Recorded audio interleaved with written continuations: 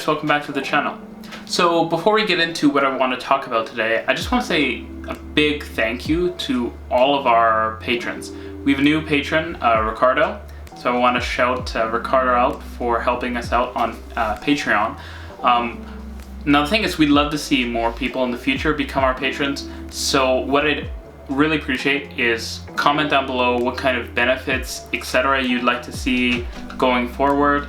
But yeah, thank you so much for the support, guys. 10 patrons is really exciting for us. That means that we now have a video on the future of transportation in Canada. I think it'll be more of a discussion-based video. I just want to kind of throw some ideas out there. I'm really amazed about where the country is going as a whole. But yeah, it's awesome to see the support. Keep it coming, guys.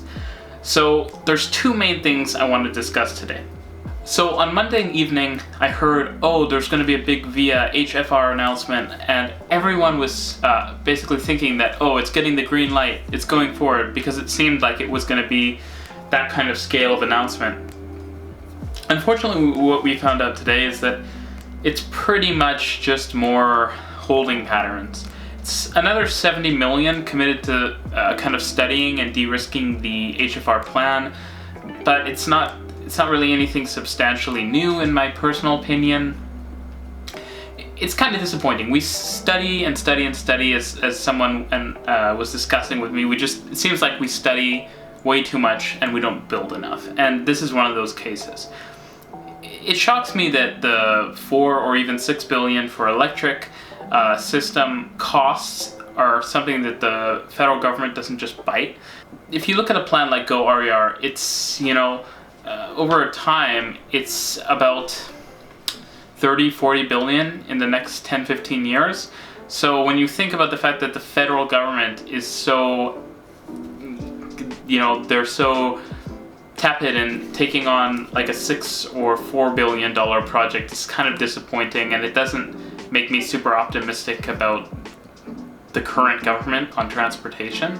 And this is not a hugely expensive project, and it would influence a lot of people's lives. So it's disappointing to see that. So since that announcement was kind of disappointing, I wasn't sure what I was going to talk about today.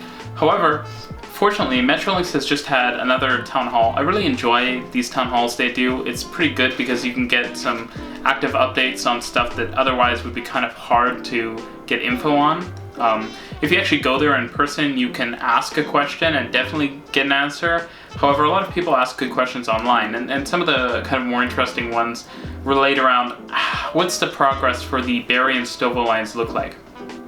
So what's really interesting is what they basically said is that by the I think beginning of 2020, we'll see double tracking complete on the Stouffville line, which is exciting, but we won't see the station works complete until 2021, which means that it's going to be pretty hard, I guess, to see significant all-day two-way service before then. We might see it in a limited sense. So what I would say is that we can probably expect some degree of all-day two-way service all the time once double tracking is complete. I would say maybe hourly service is something we can expect, to bring the Stouffville line in line with the Barrie line. It seems reasonable. They're going to want time to start building ridership. However, the Stouffville line already is, quite popular, so I don't think they're going to have as much trouble as with the Barrie line, especially considering that the Stouffville line serves a lot more kind of densely populated areas in southern Markham and eastern Toronto. But yeah, the plan is to have the stations done at the beginning of 2021. So I guess that's interesting. Before the crosstown opens, perhaps Kennedy will be done as well then. But that's when I'd expect to see some significant all-day two-way service for sure. So you'll see hourly for sure by then, if not half hourly, which is kind of what I'm predicting. On the Barrie line, it's interesting because it looks like things on the Barrie line are just shifted back a little. I actually thought that the Barrie line was kind of ahead of the Stouffville line, but it's kind of a weird situation. So the Barrie line has had this hourly service all the time, of course not during the peak because there's only single track, and that single track is needed to move trains downtown or back out of Toronto. But on the weekend and on the off-peak, there's hourly service on the Barrie line, which we don't have on the Stouffville line. However, much less of the Barrie line is double tracked, and it hasn't all been tendered out. Whereas with the Stouffville line, virtually the whole line that's going to be part of RER has been tendered out. So we'll probably see significant service improvements on the Stowa line before we see that on the Barrie line. Nonetheless, they were saying that the Barrie line, most of the first package, which is grading and kind of widening the corridor, should be done in 2023, and the grade and the second track and the necessary infrastructure for that will be done in 2023 or 2024.